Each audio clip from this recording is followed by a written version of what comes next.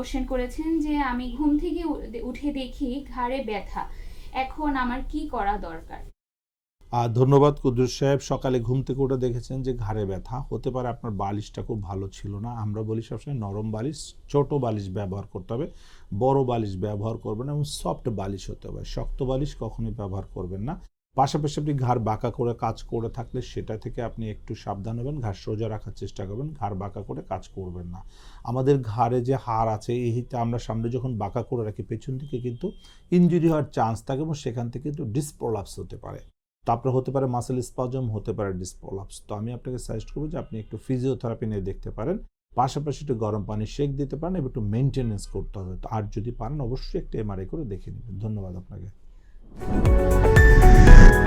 SP হাসপাতাল, আন্তর্জাতিক মানের পূর্ণাঙ্গ ব্যথা নিরাময় হাসপাতাল।